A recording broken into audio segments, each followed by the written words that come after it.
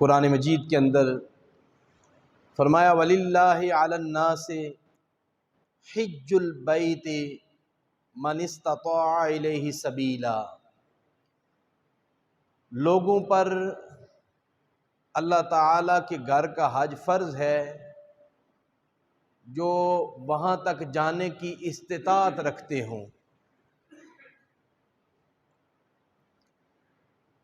اور حدیث پاک بھی سن لیں، حضرت سیدنا علی شیر خدا رضی اللہ تعالی عنہ اس حدیث پاک کے راوی ہیں۔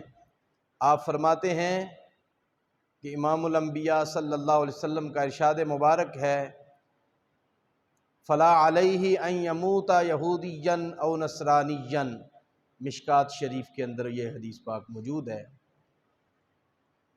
جو استطاعت ہونے کے باوجود بھی، دولت ہونے کے باوجود بھی حج نہیں کرتا تو پھر اس بات میں کوئی فرق نہیں وہ یہودی ہو کے مرے یا نصرانی ہو کے مرے،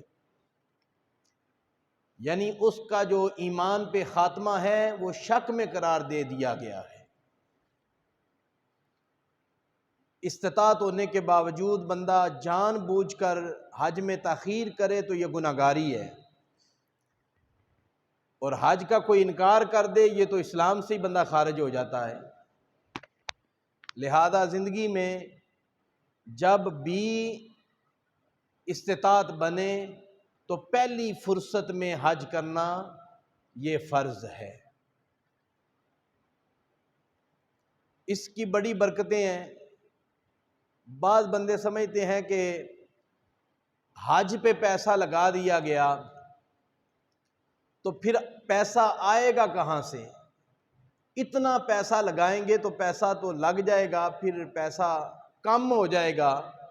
ہم نے تو ابھی مکان بھی بنانے ہیں، بچیوں کی شادیاں بھی کرنی ہیں، بیٹے کی شادی کرنی ہے، فلاں فلاں کام کرنے والے ہیں۔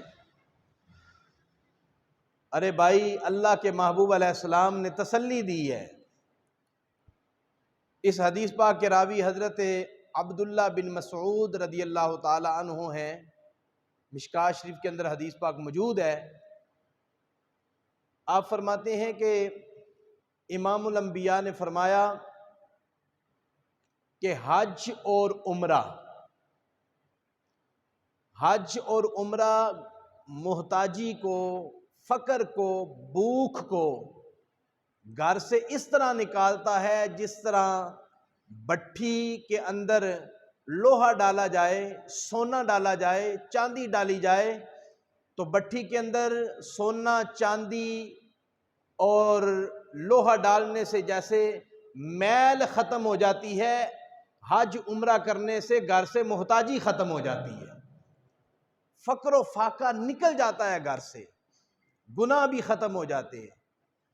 تو ایمان سے بتائیں، اگر حضور ہمیں تسلی دیں کہ حج کرنے سے گھر میں فاقہ نہیں آئے گا، محتاجی نہیں آئے گی، تو کیا حج کرنے سے کیا ہمارے گھر میں محتاجی آ سکتی ہے؟ کسی صورت میں نہیں آ سکتی۔ اور جو حج پہ گئے ہیں انہوں نے دیکھا ہوگا کہ پہلے مالی کیفیت کیا تھی، اب مالی کیفیت کیا ہے۔ میرا اپنا ذاتی تجربہ ہے، یقین کریں کہ جب مجھے حج بیت اللہ کی سعادت نصیب ہوئی تو میرے پاس اتنے پیسے بھی نہیں تھے کہ میں جو ساتھ لے کے جاؤں، لیکن جب موقع بنا اس کا بھی انتظام ہو گیا، تو اس کے بعد پیسے کے اندر کمی نہیں آئی بلکہ مزید برکت ہی آئی ہے۔ لہذا ساری باتیں آپ عقل کے ساتھ نہ سوچا کریں، ساری باتوں کا فیصلہ عقل کے ساتھ نہیں کرنا چاہیے، کوئی باتوں کا فیصلہ عشق کے ساتھ بھی کرنا چاہیے۔ جو حضور نے فرمایا وہ صحیح ہے، وہی حق ہے۔ لہذا حج پہلی فرصت میں فرض ہے، جب پیسہ آ جائے تو پہلی فرصت میں چلے جائیں، تو پھر دیکھنا کہ اللہ کے محبوب کے فرمان پر آپ کے گھر میں برکتیں کتنی آتی ہیں۔ پھر حضور نے حاجیوں کی بخشش کی دعا مانگی ہے اے اللہ تمام حجاج کرام کو بخشش عطا فرما۔ جس کے حق میں حضور دعا فرمائیں، ایمان سے بتائیں اس کی بخشش ہے یا نہیں؟ یقیناً اس کی بخشش ہو چکی ہے۔ تو پھر کریم آقا علیہ السلام نے حجاج کی عظمت کو بیان کرتے ہوئے بیان فرمایا، جس حدیث پاک کے راوی حضرت سیدنا عبداللہ بن عمر رضی اللہ تعالی عنہ ہیں۔ آپ فرماتے ہیں حضور علیہ السلام نے فرمایا کہ جب حجاج کرام واپسی پہ تشریف لائیں تو آپ اپنے گھر میں ان کا استقبال نہ کریں، بلکہ اپنے گھروں سے باہر نکلیں، ایئرپورٹ پہ چلے جائیں یا کسی ایسی جگہ پہ جائیں، یعنی اپنے گھر سے باہر نکل آئیں، ان کا استقبال کریں، ان سے سلام کریں، مصافحہ کریں۔ میرے محبوب علیہ السلام فرماتے ہیں مصافحہ کرنے کے بعد حجاج کرام کی بارگاہ میں عرض کریں کہ جناب گھر میں داخل ہونے سے پہلے میرے حق میں بخشش کی دعا فرما دیں۔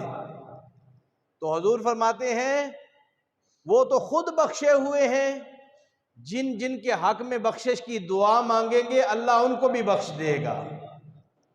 لہذا گھروں سے باہر نکل کے حاجیوں سے دعا کرانے کا حدیث پاک میں حکم ہے۔ پھر میرے آقا علیہ الصلوۃ والسلام نے فرمایا کہ جب حجاج کرام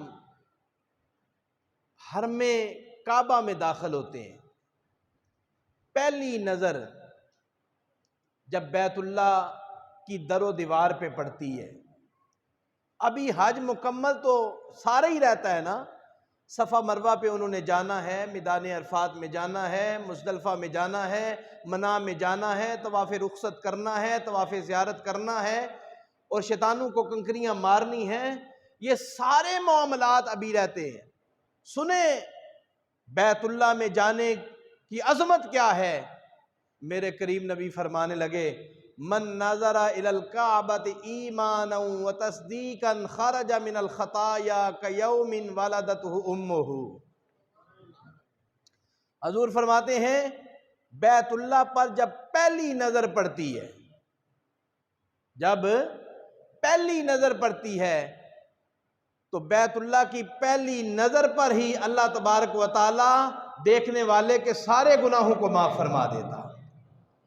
وہ اس بچے کی مانند ہو جاتا ہے جس بچے کو ماں پہلے دن جنم دیتی ہے، اس طرح اس کا جسم پاک ہو جاتا ہے۔ خود اندازہ کریں ابھی تو حج سارا ہی باقی رہتا ہے، تو پھر حج بیت اللہ کے اندر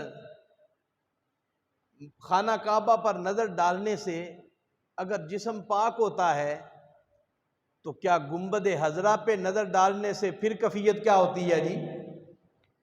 وہ بھی سن لیں۔ حضور علیہ الصلوۃ والسلام نے فرمایا کعبہ کو دیکھنے سے آپ کے گناہ بخش دیے جاتے ہیں، اور میری قبر، گنبد حضرا کی زیارت، سنہری جالیوں کی زیارت، اس پر انعام کیا ہے؟ حضور فرماتے ہیں من زار قبری وجبت لہ شفاعتی، جس نے میری قبر کی زیارت کی اس پر میری شفاعت واجب ہو گئی ہے۔ حضور کا قبر مبارک تو کافی گہرائی کے اندر ہے۔ آج علماء فرماتے ہیں جو جالیوں کی زیارت کر کے آئے، جو گنبد حضرا کی زیارت کر کے آئے، وہ اس حدیث پاک کا وہ مصداق ہے، اس کی شفاعت جو حضور نے فرمائی ہے، ذمہ کرم پہ لی ہے، وہ اس کے لیے ہو گئی ہے۔ دوسری حدیث پاک سنیں، میرے آقا علیہ السلام نے فرمایا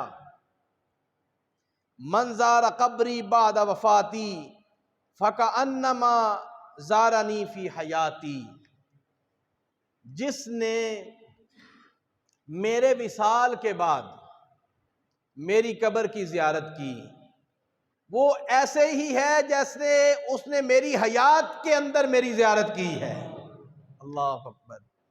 یعنی وہی سکون ملے گا، وہی قرار نصیب ہوگا جو صحابہ کرام حضور کو دیکھ کے سکون پاتے تھے، قرار پاتے تھے۔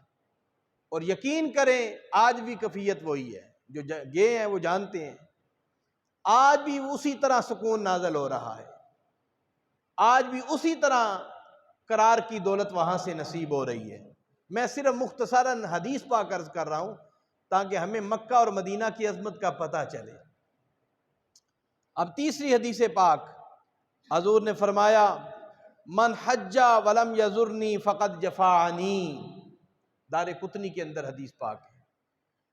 حضور نے فرمایا جس نے حج پڑھا اور میرے مدینے میں نہیں آیا اس نے میرے اوپر ظلم کیا ہے۔ اللہ اکبر، الامان الحفیظ، کتنی بڑی وعید ہے۔ حج کیا اور مجھے ملنے کے لیے مدینے میں نہیں آیا، اس نے میرے اوپر ظلم کیا ہے۔ حقیقت میں تو اس نے اپنے اوپر ہی ظلم کیا ہے کہ جو مدینہ نہیں گیا۔ اس بات میں کوئی شک نہیں کہ حج ہوتا ہے مکہ میں۔ کہاں حج ہوتا ہے جی؟ مکہ میں، لیکن قبولیت کی مہر مدینے میں لگتی ہے۔ ان کے طفیل خدا نے حج بھی کرا دیے، اصل مراد حاضری اس پاک در کی ہے۔ حضور کے صدقے میں ہمیں حج نصیب ہو رہا ہے نا جی، اللہ اکبر۔ تو مدینہ شریف جانا یہ بہت بڑی سعادت کی بات ہے۔ پھر کریم آقا علیہ السلام نے فرمایا من جاءنی زائرا لا تعملہ حاجتا الا زیارتی کان علی حقا ان اکون لہ شفیعا یوم القیامہ۔ حضور فرماتے ہیں جس نے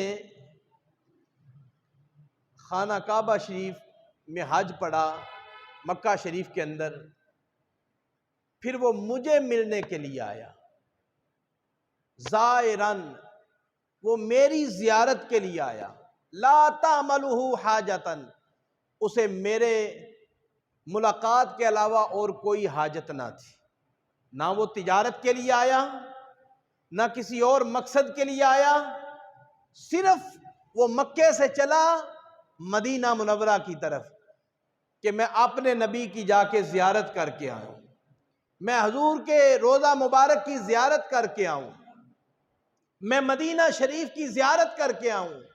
حضور فرماتے ہیں وہ فقط میری زیارت کے لیے آیا۔ اللہ اکبر۔ میرے کریم نبی فرماتے ہیں اس امتی کا میرے اوپر حق ہے کہ میں اس کی شفاعت کروں، اور حضور جس کے بارے میں فرمائے نا اس امتی کا میرے اوپر حق ہے کہ میں اس کی شفاعت کروں۔ حضور کسی کا حق اپنے پاس نہیں رکھتے، کسی کا حق اپنے پاس نہیں رکھتے۔ حلیمہ سعدیہ فرماتے ہیں ابھی تو حضور بچپن میں تھے، آپ کی رضاعت کی عمر تھی، چھوٹی عمر تھی، دودھ پینے والی عمر تھی، میرے ہاں اپنا بیٹا عبداللہ بھی تھا، حضور کو میں اپنے گھر میں لے آئی، دائیں پستان سے میں نے حضور کو دودھ پلایا، جب دودھ پی لیا تو میں نے بایاں پستان بھی پیش کیا، اللہ کے نبی نے اپنا چہرہ پھیر لیا۔ حضور جانتے ہیں کہ میرا ایک بھائی اور بھی ہے جو حلیمہ کا بیٹا عبداللہ ہے، اس نے بھی دودھ پینا ہے۔ حضور تو بچپن کے عالم میں بھی اپنے بھائی کا حق نہیں رکھتے۔ تو حضور فرماتے ہیں جو مدینے میں فقط مجھے ملنے کے لیے آیا، اس کا اور کوئی مقصد نہیں ہے، اس امتی کا میرے اوپر حق ہے کہ میں اس کی شفاعت کروں۔ اللہ اکبر۔ پھر ایک اور حدیث پاک سماعت فرمائیں، میرے حضور فرماتے ہیں من حج الی مکہ ثم قصدنی فی مسجدی کتبت لہ حجتان مبرورتان۔ کنز العمال کے اندر حدیث پاک ہے۔ حضور فرماتے ہیں جس نے مکہ میں حج پڑھا ثم قصدنی فی مسجدی، پھر وہ مجھے ملنے کے لیے آیا، اور میں کہاں ہوں؟ فی مسجدی، میں اپنی مسجد میں ہوں، آپ جانتے ہیں کہ حضور کا روضہ مبارک مسجد نبوی کے اندر بنا ہوا ہے. ام المومنین حضرت عائشہ صدیقہ رضی اللہ تعالی عنہا کا حجرہ مبارک ہے. حضور فرماتے ہیں جو مدینے میں آیا مجھے ملنے کے لیے آیا، ثم قاصدنی، اس نے میرا قصد کیا کہ میں اپنے نبی سے ملنے کے لیے جا رہا ہوں، میری مسجد کا ارادہ نہ کیا. آج لوگ یہاں ترجمہ کرنے میں یہاں بھی ڈنڈی مار دیتے ہیں کہ ارادہ مسجد نبوی کا کرنا ہے. ارے میں کہتا ہوں ندان، اگر الا مسجدی ہوتا تو پھر مسجد کی بات ہوتی کہ جو میری مسجد کے لیے آیا. حضور نے الا مسجدی نہیں کہا، فی مسجدی کہا ہے، اور فی ظرف مکان ہے. حضور فرماتے ہیں جو میرا ارادہ کر کے میری مسجد میں مجھ سے ملنے کے لیے آیا، کوتبت لہو حجتان مبرورتان، حضور فرماتے ہیں اللہ تبارک و تعالی اسے 2 مقبول حجوں کا ثواب عطا فرماتا ہے. کتنے حجوں کا ثواب؟ بولیے نا، کتنے حجوں کا ثواب؟ 2 مقبول حجوں کا ثواب. جو حضور کو ملنے کے لیے جائے، مسجد نبوی کا ارادہ نہ کر کے جائے، صرف حضور کو ملنے کے لیے. اب میں آپ سے پوچھتا ہوں، مسجد نبوی کی وجہ سے حضور کی عظمت ہے یا حضور کی وجہ سے مسجد کو عظمت ملی ہے؟ یقیناً بات ہے حضور کی وجہ سے مسجد نبوی کو عظمت ملی ہے نا. اور مسجد کا نام ہی بتاتا ہے مسجد نبوی. کیا نام ہے؟ ماشاءاللہ حضور کی مسجد کا نام لیں، یہ کتنا پیارا نام ہے، مسجد نبوی، نبی والی مسجد. تو لہذا جب بھی مدینہ جانے کی سعادت نصیب ہو تو حضور کو ملنے کا ارادہ کرنا ہے، حضور کو ملنے کی نیت کرنی ہے. اگر اس ارادے کے ساتھ، اس نیت کے ساتھ آپ جائیں گے تو آپ کو 2 مقبول حجوں کا ثواب عطا کیا جائے گا. ایک اور حدیث پاک سماعت فرمائیں. میرے کریم آقا علیہ السلام نے فرمایا من تطہر فی بیتہ ثم اتی مسجد قباء فصلی فیہ صلاۃ کان لہ کاجر عمرہ. جو پہلی مسجد حضور نے بنائی ہے نا جی اپنے ہاتھوں سے، اس مسجد کا نام ہے قبا، مسجد قباء بولتے ہیں اسے. عربی میں قبا ہے، اردو میں قباء، مسجد قباء شریف. حضور ابھی مدینہ پاک میں نہیں آئے، مدینے سے 3-4 کلومیٹر حضور دور تھے، تو وہاں حضور نے اور صحابہ کرام نے مل کے مسجد بنائی. اس مسجد کا نام ہے مسجد قباء. بولیے کیا نام ہے؟ اللہ آپ سب کو لے جائے. کیا نام ہے؟ مسجد قباء. جب مسجد قباء بنا دی گئی تو حضور نے چاہا میں تو مسجد نبوی میں چلا جاؤں گا، میرے سارے امتی تو مسجد نبوی میں آئیں گے، ادھر نہ جانے کوئی آئے یا نہ آئے. میرے آقا علیہ السلام نے شفقت فرمائی. حضور نے فرمایا اے میرا کلمہ پڑھنے والوں، میرے امتیوں، میرے غلاموں، من تطہر فی بیتہ ثم اتی مسجد، جس نے گھر سے وضو کیا، اپنی رہائش گاہ سے وضو کیا، اپنے گھر سے وضو کیا، پھر آیا ثم اتی مسجد قباء، پھر میری مسجد میں آیا، قباء مسجد میں آیا، تو پھر اس نے کیا کیا؟ فصلی فیہ صلاۃ کان لہ کاجر عمرہ. اس نے صرف آ کے 2 نفل پڑھے. حضور فرماتے ہیں اے میرے غلام، مسجد قباء میں 2 نفل پڑھنا تیرا کام ہے، مکمل کامل عمرے کا ثواب دینا تیرے نبی کا کام ہے. عمرے کا ثواب. آپ جانتے ہیں عمرہ مکے میں پڑے تو بڑی پابندیاں ہیں. آپ سلا ہوا لباس نہیں پہن سکتے، کپڑے اتارنے پڑیں گے، لباس احرام باندھنا پڑے گا، یہ حقیقت میں لباس میت ہے، 2 چادریں ہیں، یہ پابندی ہے کہ نہیں؟ پھر خوشبو لگانے کی پابندی ہے، پھر آپ پاؤں میں جوتا بند نہیں پہن سکتے، کئی پابندیاں ہیں۔ میرے محبوب فرماتے ہیں مکہ میں عمرہ پڑو گے تو کپڑے اتارنے پڑے گے سلے ہوئے، لباس کفن پہننا پڑے گا، خوشبو سے رکنا پڑے گا، ابھرنے والی ہڈی کو ننگا رکھنا پڑے گا۔ اے میرے غلاموں، اے میرا کلمہ پڑھنے والوں، میری مسجد قباء میں آ جاؤ، کوئی پابندی نہیں، وہی کپڑے پہنو جو پہنے ہوئے ہیں، خوشبوئیں لگا کے آؤ، جوتے پہن کے آؤ، کپڑے خوبصورت پہن کے آؤ، سر کے اوپر عمامہ سجا کے آؤ، میری مسجد میں 2 نفل پڑھ دو، تمہیں عمرے کا ثواب عطا کر دیا جائے گا۔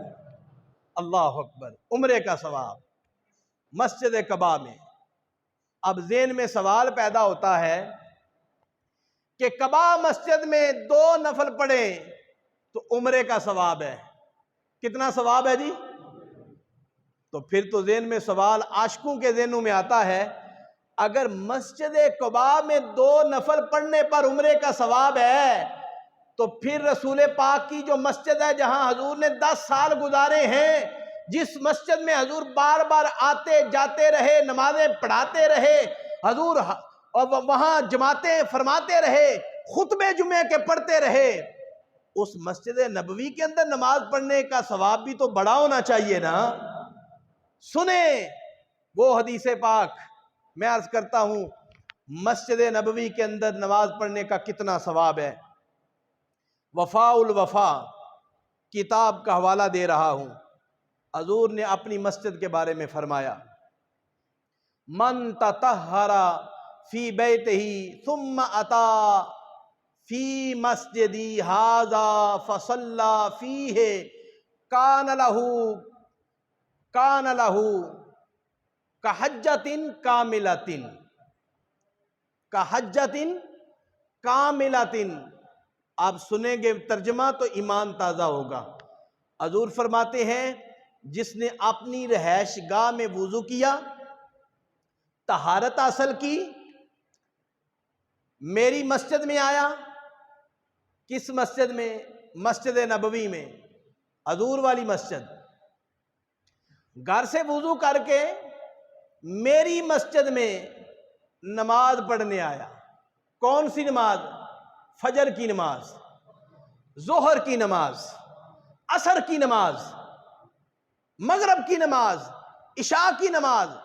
حضور فرماتے ہیں جو میری مسجد نبوی میں 5 نمازیں پڑھنے آیا، میرے آقا علیہ الصلوۃ والسلام کا فرمان علی شان ہے، حضور فرماتے ہیں کحجۃ کاملۃ، اے میرے غلاموں، میری مسجد نبوی میں ہر نماز پر کامل حج کا ثواب تمہیں عطا کیا جائے گا، کامل حج کا ثواب عطا کیا جائے گا۔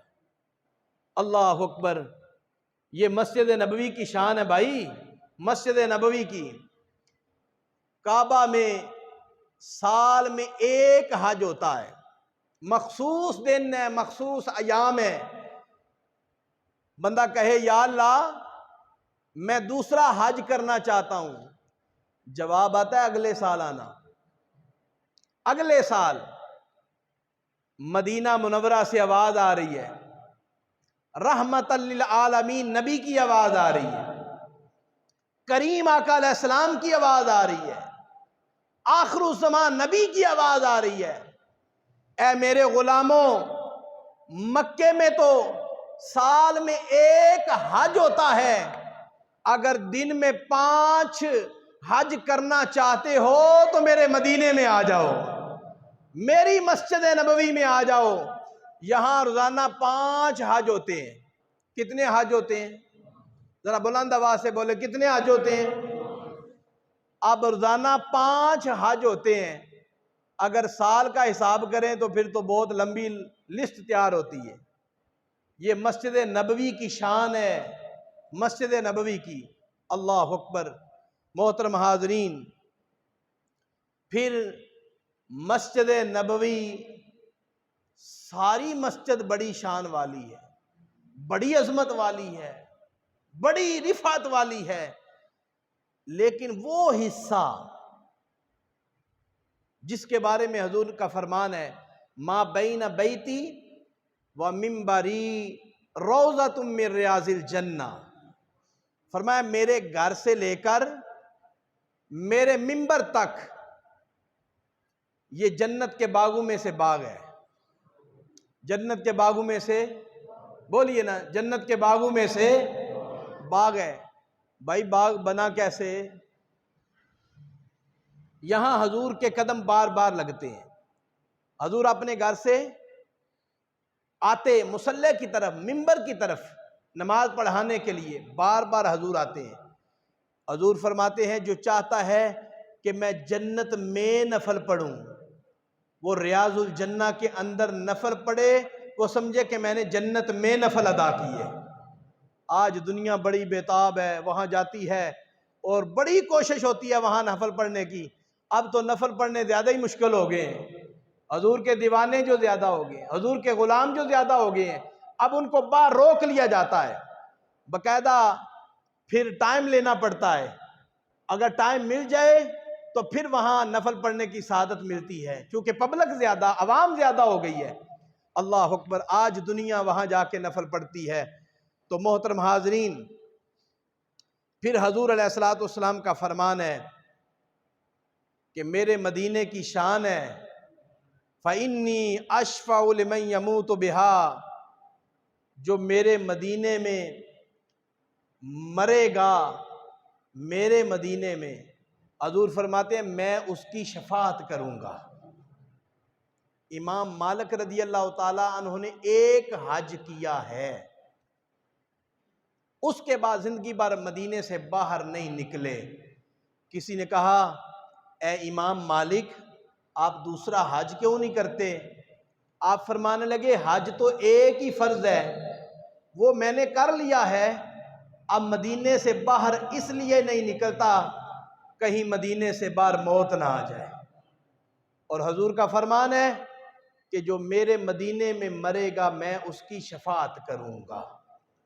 حضور کا فرمان سن کے صحابہ دعا مانگا کرتے تھے، اور فاروق اعظم رضی اللہ تعالی عنہ کی دعا حدیث پاک میں موجود ہے، اللہم ارزقنی شہادتا فی سبیلک و موتا فی بلد رسولک، اے اللہ مجھے اپنے راستے میں شہادت کی موت دینا، اور شہادت کی موت بھی اپنے نبی کے شہر مدینے میں دینا۔ آپ کی بیٹی حفصہ کہتی ہے ابا جی جب دعا مانگتے تھے تو میں حیران ہوتی تھی، ابا جی کیسی دعا مانگتے ہیں کہ مجھے مدینے میں شہادت کی موت دینا، تو میں خیال کرتی تھی شہادت کی موت لینی ہے تو کہیں باہر جنگلوں میں جانا پڑے گا، کہیں جنگ میں جانا پڑے گا، مدینہ پاک کے اندر شہادت کی موت کیسے نصیب ہوتی ہے؟ فرماتے ہیں جب ابا جان کی موت کا وقت قریب آیا، میں نے منظر دیکھا تو میں سمجھ گئی میرے ابا جی کی دعا قبول ہو گئی ہے۔ مسجد نبوی میں فجر کی نماز امیر المومنین سیدنا عمر بن خطاب رضی اللہ تعالیٰ عنہ نماز فجر کی پڑھا رہے ہیں، ایک بدبخت آیا اس نے حملہ کر دیا، تو آپ مسجد نبوی کے اندر مدینہ شہر کے اندر نماز پڑھاتے ہوئے آپ کی شہادت ہوئی ہے۔ اللہ اکبر، یہ بھائی بڑی نصیب کی بات ہے، یہ بڑی عظمت کی بات ہے، بڑی شان کی بات ہے، جسے مدینے میں موت آئے یہ بڑی بات ہے۔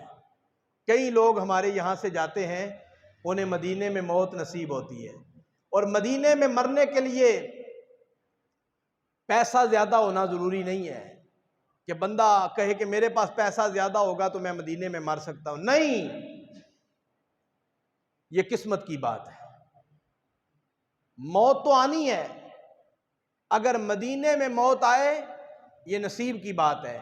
امام مالک کو مدینے میں موت آئی، فاروق اعظم کو مدینے میں موت آئی، سیدنا صدیق اکبر کو مدینے میں موت آئی، اور دیگر صحابہ کرام کو مدینے میں موت آئی، اور آج پاکستان سے کئی لوگ جاتے ہیں حج کے لیے عمرے کے لیے جاتے ہیں، انہیں مدینے میں موت آتی ہے کہ نہیں آتی؟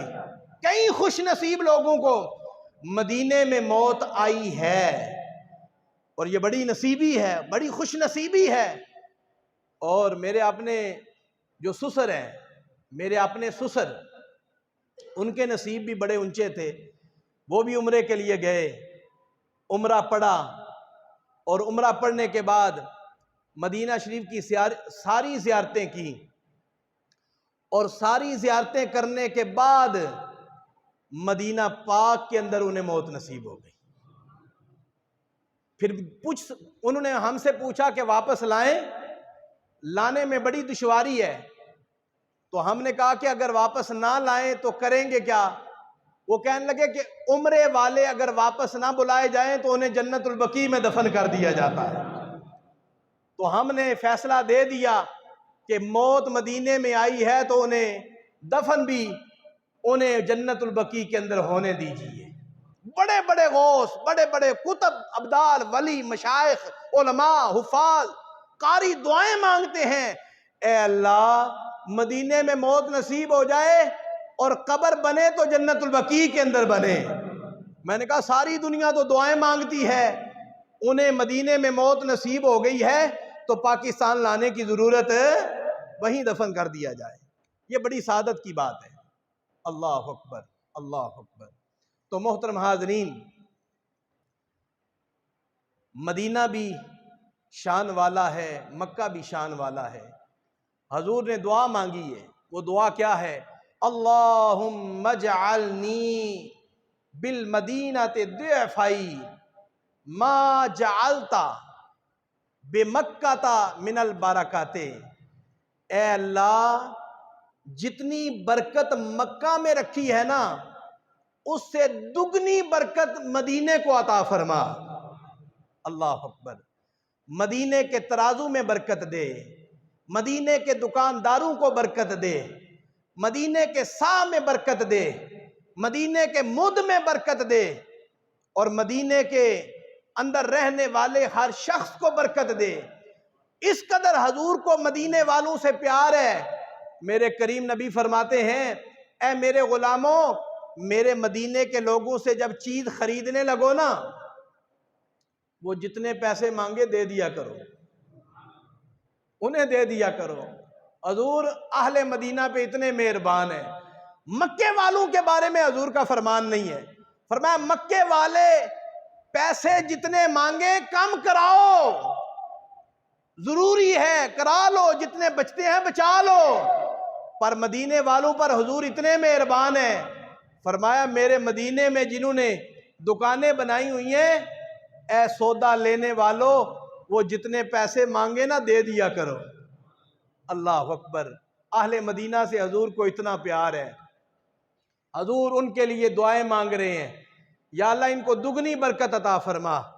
تو پھر ہم کہہ سکتے ہیں مکہ بھی برکت والا، مدینہ بھی برکت والا، مکہ بھی شان والا، مدینہ بھی شان والا، مکہ بھی عزت کے لائق ہے، مدینہ بھی عزت کے لائق ہے، مکہ بھی احترام کے قابل، مدینہ بھی احترام کے قابل، مکہ بھی انوار کا مرکز، مدینہ بھی انوار کا مرکز، مکہ بھی حرم ہے، مدینہ بھی حرم ہے، مکہ حرم خلیل ہے اور مدینہ حرم حبیب ہے۔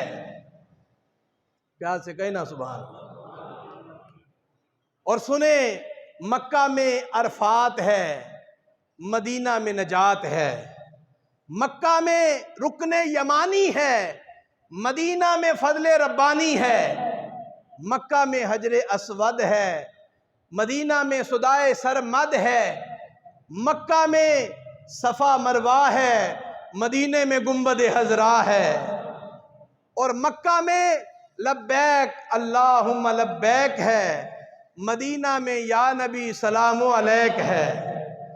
مکہ میں رب کی عنایت ہے، مدینہ میں نبی کی شفاعت ہے، مکہ طوافوں کا شہر ہے، مدینہ درودوں کا شہر ہے، مکہ میں جنت المعلا ہے، مدینہ میں جنت البقیع ہے، مکہ میں جبل نور ہے، مدینہ میں جبل احد ہے، مکہ میں بی بی خدیجہ الکبریٰ ہے، مدینہ میں بی بی فاطمہ الزہرا ہے۔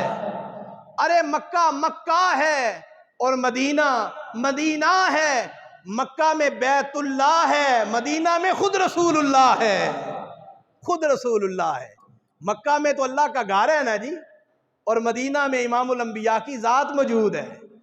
جب سے ہوا ہے حاصل ہمیں عشق کا کرینہ، ایک آنکھ میں ہے مکہ ایک آنکھ میں ہے مدینہ۔ ہم مکے سے بھی پیار کرتے ہیں اور مدینے سے بھی پیار کرتے ہیں۔ محترم حاضرین، حضور علیہ السلام کی وجہ سے مکہ بھی آباد ہے اور مدینہ بھی آباد ہے۔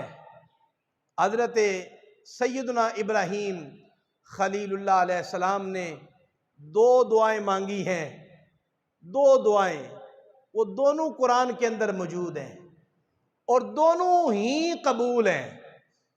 ایک دعا مانگی حضرت ابراہیم خلیل اللہ نے، رب ہب لی من الصالحین، اے اللہ مجھے صالح بیٹا عطا فرما۔ اور دوسری دعا حضور نے میرے اور آپ کے نبی کے بارے میں مانگی، ابراہیم خلیل اللہ علیہ السلام نے۔ وہ دعا کیا ہے؟ ربنا وابعث فیہم رسولا، اے اللہ کعبہ میں نے بنایا ہے، اب کعبہ کو بسانے والا اپنا محبوب دنیا میں بھیج دے۔ گویا کہ ایک زمزم والا مانگا، ایک حوض کوثر والا مانگا، ایک مکے والا مانگا، ایک مدینے والا مانگا، ایک ذبیح اللہ مانگا، ایک حبیب اللہ مانگا، اور دونوں دعائیں سیدنا ابراہیم خلیل اللہ علیہ السلام کی اللہ کی بارگاہ میں قبول ہوئی ہیں۔ آج مکے کے اندر بھی لوگ آباد ہیں، مدینہ پاک کے اندر بھی لوگ آباد ہیں۔ اللہ تعالیٰ کے حضور دعا کریں، جو ابھی تک مکہ اور مدینہ کی زیارت نہیں کر سکے، میری بھی دعا ہے اللہ سب کو مکہ مدینہ کی بادب حاضری نصیب فرمائے۔ اور جو وہاں موجود ہیں اس وقت وہ طواف زیارت کر رہے ہیں، اللہ تعالیٰ ان کا صدقہ ہماری بھی بخشش فرمائے اور ہمیں مکہ مدینہ کی محبت عطا فرمائے۔ اللہ رب العزت وہاں بار بار جانا نصیب فرمائے۔ وآخر دعوانا ان الحمد للہ رب العالمین۔